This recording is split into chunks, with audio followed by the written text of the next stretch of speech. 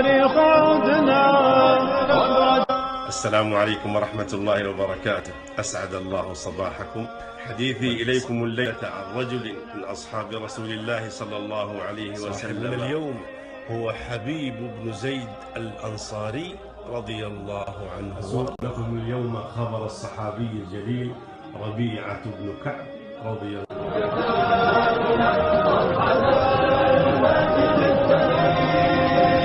السلام عليكم ورحمة الله وبركاته. أسعد الله صباحكم والمساء. اليوم سأتكلم معكم عن الصحابية الجليلة بريرة رضي الله عنها. بريرة مولاة عائشة رضي الله عنها، فقد كانت رضي الله عنها من فضليات الصحابيات، زاهدة ورعة مجاهدة، وكانت ملازمة لأمنا عائشة رضي الله عنها.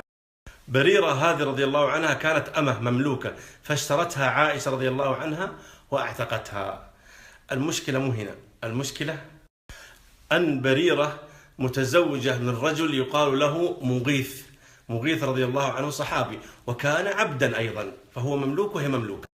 ولما من الله سبحانه وتعالى على بريرة بالعتق وأصبحت حرة، أصبحت مخيرة بأن تبقى في ذمة زوجها أو أن تنخلع عنه، لأنه من المعلوم أن المرأة المسلمة الحرة ما يجوز أن يتزوجها عبد، فهو ليس بكفء لها.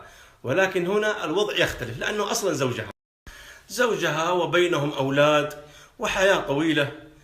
ولكن المفاجأة أن بريرة قررت أن تنخلع من مغيث، وكان مغيث رضي الله عنه يحبها حبا عجيبا، تعجب حتى النبي صلى الله عليه وسلم والصحابة تعجبوا من حب مغيث لها.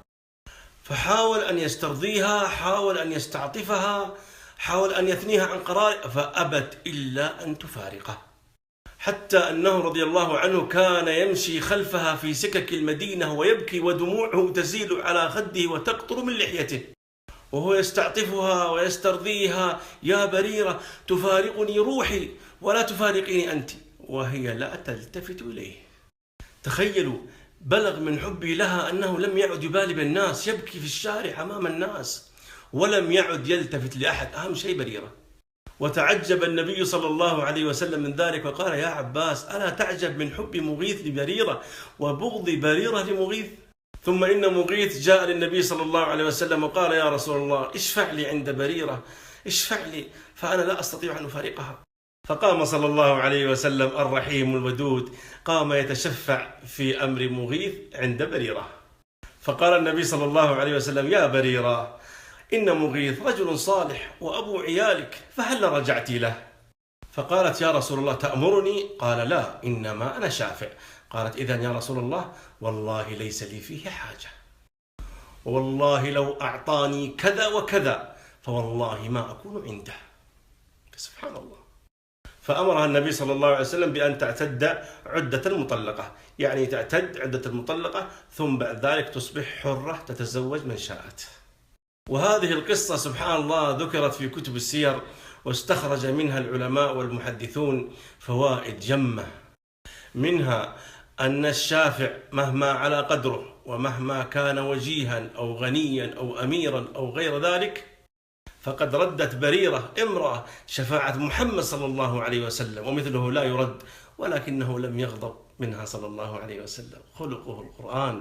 ومن فوائد القصة أيضا أن الأرواح جنود مجندة، فما تعارف منها ائتلف، وما تناكر منها اختلف.